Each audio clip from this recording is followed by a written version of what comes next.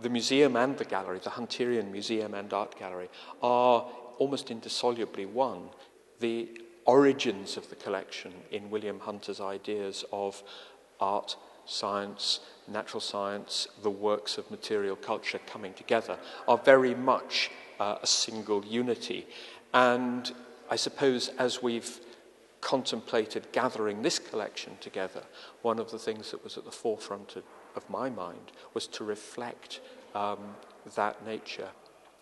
I had a strong sense that one of the major audiences that we do have, being a university institution, is a younger audience who are trotting around all the galleries of Glasgow, enjoying and finding enormous stimulation in what is there. And we weren't serving that audience at all.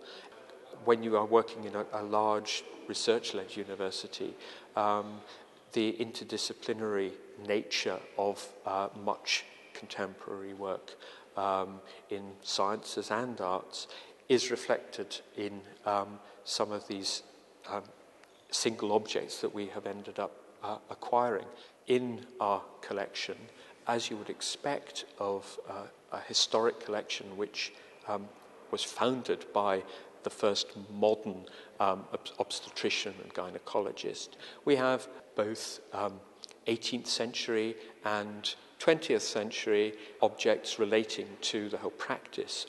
Through, in Janice's case, I suppose you would call it poetic means, literary means, and Anne's case, through the manipulation of substance of craft objects and working with fantastic makers of various sorts, and through her own incredibly considered practice, had produced objects which somehow broke through the difficulties of talking about these really rather grisly implements.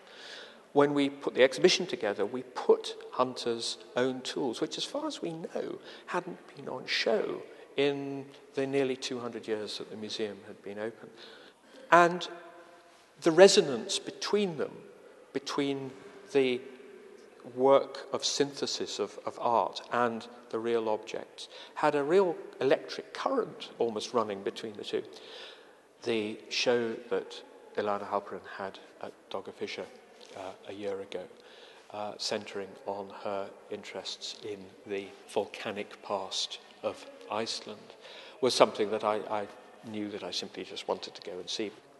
What I hadn't realised was that some of that project had originated from discussions that she had had with colleagues of mine at the Hunterian many, many years ago about specimens in the collections, about their experience both of going to Iceland and various other corners of the world that Ilana had been to. And so the little group of work that we've acquired there reflects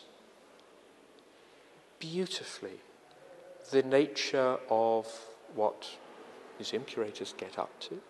It reflects beautifully objects in our collection, some of the samples that our curators have brought back themselves from these various places. And it reflects the interaction that an artist has had with all of that and their own circumstances. In terms of conservation, I suppose probably the most difficult of all is the Mark Dion. Because of its very nature, it is moving very slowly, but the pitch, the tar on the top, will over time just slide its way down to the bottom.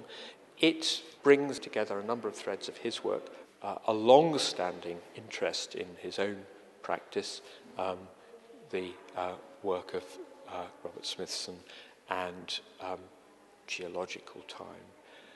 But intertwined with that was something that he'd come across on a visit to a Hunterian, which in those days looked very different.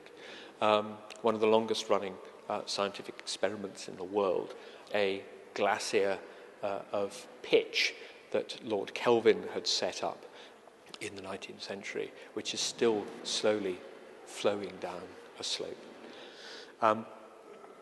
Personally, I've learned a great deal just about contemporary practice and that sense that artists in particular are as interested in the stuff of other forms of material culture than the obvious ones of dead flat art or even dead non-flat art. They have responded over time, as we've been describing, in remarkable ways, utterly unprompted by the Hunterian itself, to the stuff that we have, and produced remarkable work.